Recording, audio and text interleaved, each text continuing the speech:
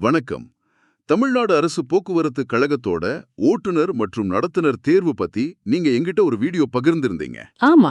அத வச்சு ஆயிரக்கணக்கான தேர்வர்களோட மனசுல இருக்கிற சில முக்கியமான கேள்விகளுக்கு நாம இன்னைக்கு விடை தேட போறோம். சரி. முதல்ல செலக்ட் ஆனவங்களுக்கு வேலை எப்போ கிடைக்கும், ரெண்டாவது மீதம் இருக்கிற காலி இடங்களுக்கு என்ன ஆக போகுது, கடைசியா இந்த துறையோட எதிர்காலமே மாறப்போகுதுன்னு ஒரு தகவல் இருக்கே, அது உண்மையா? வாங்க, நீங்க அனுப்புன அந்த வீடியோக்குள்ள என்ன இருக்குன்னு கொஞ்சம் ஆழமா அலசி பார்க்கலாம். சரி, அப்ப எல்லோரும் கேக்குற அந்த முதல் கேள்விக்கே நேரடியா போயிடலாம்.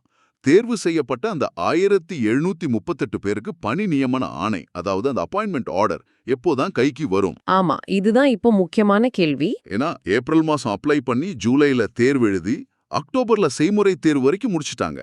ரொம்ப நாளாச்சு.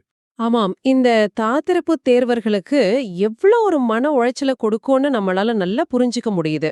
ஆனா இன்னும் அந்த ஆர்டர் மட்டும் வரல. ஆனா அந்த வீடியோல இருக்கிற ஒரு தகவல் அவங்களுக்கு ஒரு பெரிய ஆறுதல்னே சொல்லலாம். அப்படியா? என்ன அது? இந்த தாமதத்துக்கு காரணம் தேர்வு முறையிலயோ இல்ல அவங்க தகுதியிலயோ எந்த பிரச்சனையும் இல்ல. சரி.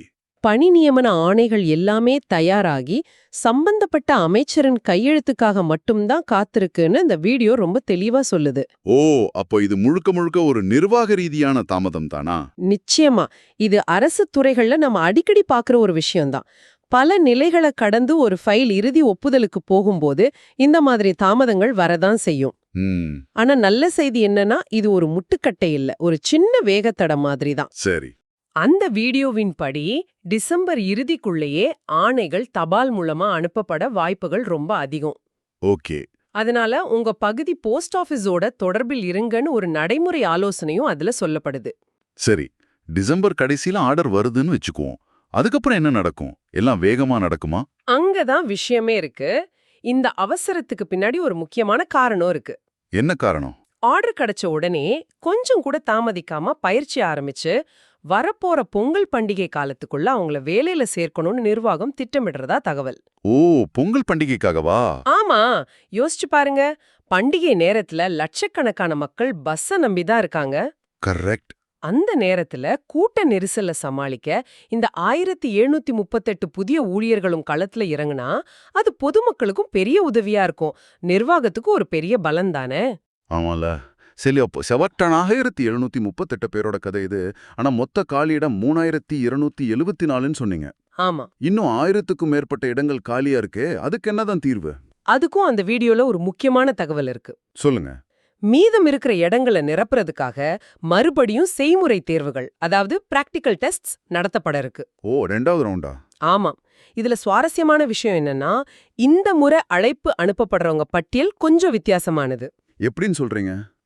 சுற்றுல நிராகரிக்கப்பட்டவங்க, தேர்வுக்கு வராதவங்க, ஏன் முதல் சுற்றுல அழைக்கப்படாத தகுதியுள்ள நபர்களுக்கும் இப்போ அழைப்பு கடிதம் போகுதாம். ஒரு நிமிஷம், இது கொஞ்சம் குழப்பமா இருக்கு. முதல் முறையிலேயே ஏன் போதுமான ஆட்கள் கிடைக்கல? தகுதியான ஆட்கள் இல்லையா, இல்ல வேற எதுவும் காரணமா? இது ஒரு நல்ல கேள்வி. பாத்தீங்கன்னா இதுக்கு 2 காரணங்கள் இருக்கலாம். ஒன்னு, முதல் சுற்றுல அவங்க எதிர்பார்த்த அளவுக்கு தகுதியான எல்லா சர்டிபிகேட்டும் சரியா வச்சிருந்த ஆட்கள் கிடைக்காம போயிருக்கலாம். சரி. இன்னொன்னு, யாருக்கும் வாய்ப்பு மறுக்கப்படக்கூடாது, தேர்வு முறையை இன்னும் வெறிப்படையா எல்லாரையும் உள்ளடக்கினதா மாத்தணும்னு நிர்வாகம் நினைக்கலாம். ஓகே. காரணம் எதுவா இருந்தாலும் இது பலருக்கு ஒரு செகண்ட் சான்ஸ். ஆமா, அது மட்டும் நிச்சயம். ஆனா இந்த 2வது வாய்ப்பு அவ்வளவு சுலபமா இருக்காது போல இருக்கே. கண்டிப்பா. இந்த முறை விதிகள் ரொம்பவே கடுமையாக்கப்பட்டிருக்குன்னு அந்த வீடியோல திரும்ப திரும்ப சொல்றாங்க. மெடிக்கல் ஃபிட்னஸ் சர்டிபிகேட், கண் பார்வை, காது கேட்கும் திறன், சகிப்புத்தன்மைக்கான சான்றிதழ்னு எல்லாத்தையும் பக்காவா கொண்டு வரணுமா? ஆமா. இங்கதான் அந்த வீடியோல வர மிக முக்கியமான ஒரு எச்சரிக்கைய நாம கவனிக்கணும். என்ன எச்சரிக்கை? அது ஒரு அறிவுரை இல்ல, ஒரு நேரடியான வார்னிங். வண்டி ஓட்ட தெரியலனா தயவு செஞ்சு நேர்காணலுக்கு வராதீங்கன்னு ரொம்ப வெளிப்படையா சொல்றாங்க. ஆமா, திட்டி அனுப்பிடுவாங்க, ரிஜெக்ட் பண்ணிடுவாங்கன்னு கடுமையான வார்த்தைகளே பயன்படுத்துறாங்க. இது தேர்வர்களுக்கு ஒரு விதமான மன அழுத்தத்தை கொடுக்காதா? கொடுக்கலாம். ஆனா இதோட மறுபக்கத்தை நாம பார்க்கணும். சொல்லுங்க. இது கிட்டத்தட்ட அறுவை சிகிச்சை செய்ய தெரியாத ஒருத்தர் நான் டாக்டர் வேலைக்கு வர்றேன்னு சொல்ற மாதிரி. பேருந்த ஓட்டுறதுங்கிறது வெறும் ஒரு வேலை இல்ல, அது ஒரு மிகப்பெரிய பொறுப்பு. அது உண்மைதான். நூற்றுக்கணக்கான பயணிகளோட உயிர் உங்க கையில இருக்கு. சமீபகால விபத்துக்களை மனசுல வச்சு ஓட்டுநர் திறமையில எந்த சமரசமும் செஞ்சுக்க கூடாதுங்கிறதுல நிர்வாகம் ரொம்ப உறுதியா இருக்கு. அப்போ திறமை இருந்தா மட்டும் வாங்கன்னு சொல்றாங்க. ஆமா, திறமை இருந்தா மட்டும் வாங்க, இல்லனா 2 பேரோட நேரத்தையும் வீணாக்க வேண்டான்னு சொல்றாங்க. நீங்க சொல்றது ஒரு பக்கம் சரிதான், பாதுகாப்பு ரொம்ப முக்கியம். ஆனா இன்னொரு பக்கம் பார்த்தா முறையான பயிற்சி கொடுத்து ஒருத்தரோட திறனை வளர்க்க வேண்டியதும் அரசாங்கத்தோட கடமை தானே. அருமையான கேள்வி. ஏன் அந்த பொறுப்பு தட்டி கழிக்கணும்னு இது தறிக்க வருது? இங்க நாம 2 விஷயத்த பிரிக்கணும். ஒன்னு அடிப்படை திறன், இன்னொன்னு பணியில சேர்த்ததுக்கு அப்புறம் கொடுக்கற சிறப்பு பயிற்சி. ஓகே. இப்போ கார் ஓட்டவே தெரியாத ஒருத்தருக்கு நாம நேரா லாரி ஓட்ட பயிற்சி கொடுக்க முடியாது இல்லையா? முடியாது. அதே மாதிரி ஒரு பேருந்து ஓட்ட தேவையான அடிப்படை திறன், அதாவது ஒரு வாகனத்தை கையாளும் பக்குவம் உங்களுக்கு இருக்கணும். அது இருந்தா போக்குவரத்து கழகத்தின் விதிமுறைகள், பயணிகளை கையாளும் முறை, குறிப்பிட்ட வழித்தடங்கள்னு சிறப்பு பயிற்சிகளை அவங்க கொடுப்பாங்க. அப்ப அந்த அடிப்படை திறனே இல்லைன்னா? ஆமா, அந்த அடிப்படை திறனே இல்லைனா உங்களுக்கு இந்த வேலை சரிப்பட்டு வராதுங்கிறது தான் அந்த எச்சரிக்கையோட சாராம்சம். சரி, இது வரைக்கும் நம்ம பேசினதெல்லாம் இப்போ நடக்கிற விஷயங்கள். ஆனா அந்த வீடியோல ஒரு பாம்ஷெல் தகவல் இருக்கு. ஆமா, 2026 இந்த துறையின் முகமே மாறப்போகுதாம். அது என்னன்னு கொஞ்சம் விளக்கமா சொல்லுங்க. இதுதான் இந்த முழு விவாதத்தோட மையப்புள்ளினே சொல்லலாம். அப்படியா? தற்போதைய ஓட்டுநர் மற்றும் நடத்துனர், அதாவது டிரைவர் கம் கண்டக்டருங்கிற ஒருங்கிணைந்த பணி 2026க்கு பிறகு 2ஆ பிரிக்கப்பட போகுது. என்னது, பிரிக்க போறாங்களா? ஆமா, அதாவது ஓட்டுநர் வேலைக்கு தனியா, நடத்துனர் வேலைக்கு தனியா ஆள் எடுப்பாங்க. இது ஒரு மிகப்பெரிய கொள்கை மாற்றம். ஆனா இந்த டிரைவர் கம் கண்டக்டர் பதவி எதுக்காக 2 வேலையும் ஒன்னா சேர்த்தாங்க? அதுல என்ன சிக்கல் வந்ததுன்னு இப்போ பிரிக்கிறாங்க? இதுக்கு பின்னாடி ஒரு வரலாறு இருக்கு. பல வருஷங்களுக்கு முன்னாடி நிர்வாக செலவுகளை குறைக்கிறதுக்காகவும் குறைஞ்ச ஆட்களை வச்சு எக்கும் சேவைகளை கொடுக்கறதுக்காகவும் தான் இந்த ஒருங்கிணைந்த பணிமுறை கொண்டு வரப்பட்டது. ஓ, செலவு குறைக்கவா? ஆமா, ஒரே சம்பளத்துல 2 வேலைக்கு ஆள் கிடைச்சா நிர்வாகத்துக்கு லாபம் தானே. ஆனா காலப்போக்குல இதனால வர பிரச்சனைகளை உணர ஆரம்பிச்சாங்க. என்ன மாதிரி பிரச்சனைகள்? நீங்களே யோசிச்சு பாருங்களேன், ஒருத்தரே வண்டி ஓட்டணும், அதே சமயம் டிக்கெட் கொடுக்கணும், பயணிகளோட சண்டைய சமாளிக்கணும், ஸ்டாப்பிங்க கவனிக்கணும்னா அவரோட கவனம் சிதறாதா? சிதறம், நிச்சயமா சிதறம். ஓட்டுநரோட முழு கவனமும் சாலையில இருக்கணும், நடத்துனரோட முழு கவனமும் பயணிகள் கிட்ட இருக்கணும். கரெக்ட். இந்த ஒருங்கிணைந்த முறையில ஓட்டுநரால சாலையில முழுசா கவனம் செலுத்த முடியறதில்ல, நடத்துனரால பயணிகளுக்கு சரியான சேவையை கொடுக்க முடியறதில்லை. இது பயணிகளோட பாதுகாப்புக்கும் சேவையின் தரத்துக்கும் ஒரு பெரிய சவாலா இருந்துச்சு. ஓ, அப்போ இது வெறும் நிர்வாக மாற்றம் இல்ல, பயணிகளோட பாதுகாப்புக்கும் அவங்க அனுபவத்துக்கும் முக்கியத்துவம் கொடுக்கிற ஒரு மாற்றம்னு சொல்லலாமா? 100க்கு 100. இது பொது போக்குவரத்து என்பது ஒரு சேவை என்ற பார்வையிலிருந்து பயணிகளின் அனுபவம் என்ற பார்வைக்கு மாறும் ஒரு குறியீடு. உலக அளவுல பொது போக்குவரத்துல விபத்துகளை குறைப்பதும் வாடிக்கையாளர் திருப்தியை அதிகரிப்பதும் முக்கிய இலக்குகளாக மாறி வருகின்றன. இந்த முடிவு அந்த உலகளாவிய சிந்தனையின் ஒரு பிரதிபலிப்பு. அப்போ செலவை குறைக்கிறதுக்காக ஆரம்பிச்ச ஒரு முறை இப்ப பாதுகாப்பு காரணங்களுக்காக மாற்றப்படுது. சரியா சொன்னீங்க. அந்த மாடல் பாதுகாப்பு, சேவை தரம் என்ற 2 விஷயங்கள்ல சமரசம் செய்யுதுன்னு நிர்வாகம் உணர்ந்திருக்கு. அதோட விளைவுதான் இந்த தொலைநோக்கு பார்வை. இது கேட்கவே நல்லா இருக்கு. அப்போ வெவ்வேறு திறமைகள் இருக்கிறவங்களுக்கு இது ஒரு நல்ல வாய்ப்பு அமையுமே. நிச்சயமா. அதாவது ஓட்டுறதுல மட்டும் திறமை இருக்கிறவங்க ஓட்டுநர் வேலைக்கும், மக்களை கையாள்றதுல திறமை இருக்கிறவங்க நடத்துனர் வேலைக்கும் தனியா முயற்சி பண்ணலாம் இல்லையா? கரெக்ட்.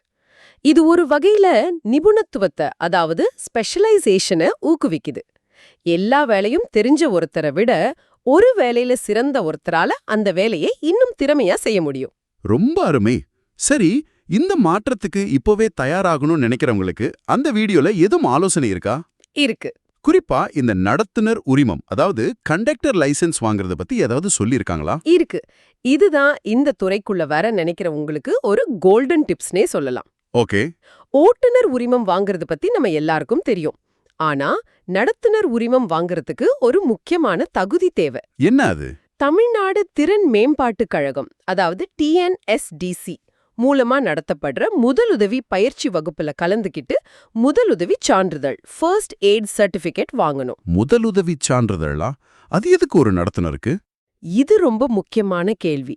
ஒரு பேருந்துல பயணம் செய்யும்போது ஒரு பயணிக்கு திடீர்னு மயக்கம் வரலாம், சின்னதா அடிபடலாம், இல்ல வேற ஏதோ அவசர மருத்துவ உதவி தேவைப்படலாம் இல்லையா? ஆமா, நடக்கலாம். அந்த மாதிரி நேரத்துல மருத்துவமனைக்கு போறதுக்கு முன்னாடி செய்ய வேண்டிய அடிப்படை முதலுதவி ஒரு நடத்துனருக்கு தெரிஞ்சிருக்கணும். ஓ, இது பயணிகளோட பாதுகாப்பு சம்பந்தப்பட்ட விஷயம். ஆமா, அதனால இந்த சான்றிதழ் இல்லாம வட்டார போக்குவரத்து அலுவலகத்துல, அதாவது ஆர்டிஓல நடத்துனர் உரிமத்துக்கு விண்ணப்பிக்கவே முடியாது. அப்போ 2026 மனசுல வச்சு இப்பவே நீங்க முடிவு பண்ணலாம். உங்க பலம் டிரைவிங்லயா இல்ல மக்களை சமாளிக்கிறதுலயான்னு. ஆமா, நடத்துனர் ஆகணும்னு ஆசைப்பட்டா முதல்ல இந்த முதலுதவி பயிற்சியை முடிச்சு லைசென்ஸை வாங்கி வச்சுக்கிறது ரொம்ப புத்திசாலித்தனம். ஆமா, போட்டி வரும்போது நீங்க ஒரு படி முன்னால இருப்பீங்க. அப்படியானால் இந்த முழு விவாதத்தின் சாராம்சத்தை ஒரு தடவை சுருக்கமா பாத்துடலாமா? கண்டிப்பா. உன்ன தேர்வு செய்யப்பட்ட 1738 பேருக்கு பணி நியமன ஆணை இந்த டிசம்பர் இறுதிக்குள்ள வரப்போகுது. ஆமா, அது ஒரு நிர்வாக ரீதியான தாமதம்தான். 2, மீதமுள்ள காலியிடங்களுக்கு ரொம்பவும் கடுமையான விதிகளோட புதிய செய்முறை தேர்வுகள் நடக்க இருக்கு. ஓட்டும் திறன் இல்லைனா வரவேண்டான்னு தெளிவான எச்சரிக்கை விடுக்கப்பட்டிருக்கு. 3, மிக முக்கியமாக 2026லிருந்து ஓட்டுநர் நடத்துனர் பணிகள் தனித்தனியா பிரிக்கப்பட போகுது. ஆமா, நடத்துனராக விரும்புறவங்க முதலுதவி சான்றிதழ் வாங்கி உரிமத்தோடு தயாராருங்க. சரி. பாத்தீங்கன்னா இந்த தேர்வுக்காக காத்திருக்கிறவங்களுக்கு இது ஒரு தெளிவான வழிகாட்டுதலையும் ஒரு நம்பிக்கையையும் கொடுக்கும். ஆமாம். மற்றவங்களுக்கு ஒரு அரசு துறை எப்படி இயங்குதுங்கிற ஒரு உள்நோக்கு பார்வையை இது கொடுக்குது. தாமதங்கள், திருத்தங்கள், தொலைநோக்கு பார்வை, இது 3 சேர்ந்ததுதான் ஒரு அரசு துறையின் இயக்கம். இது வெறும் செய்தி இல்ல, ஒரு செயல்முறையின் இயங்குமுறைக்கான ஒரு நேரடி உதாரணம்னு சொல்றீங்க. கரெக்ட். இந்த ஆதாரங்களின் அடிப்படையில் நாம் விரிவாக விவாதித்தோம். ஆனா இது ஒரு முக்கியமான கேள்வியை உங்ககிட்ட விட்டுட்டு போகுது. ஒரே ஆள்கிட்ட 2 திறமைகளை, அதாவது ஓட்டுநர் மற்றும் நடத்துனர் திறமைகளை எதிர்பார்க்கிற ஒருங்கிணைந்த பணி சிறந்ததா, இல்ல ஒவ்வொரு திறமைக்கும் தனித்தனி நிபுணர்களை நியமிப்பது சிறந்ததா? இது ஒரு நல்ல கேள்வி. நிர்வாகத்தின் செயல்திறன், செலவு குறைப்பு ஒரு பக்கம், பயணிகளின் பாதுகாப்பு, சேவையின் தரம் இன்னொரு பக்கம். இந்த 2ல எதற்கு முன்னுரிமை கொடுக்கப்பட வேண்டும் நீங்க நினைக்கிறீங்க? யோசிச்சு பாருங்க.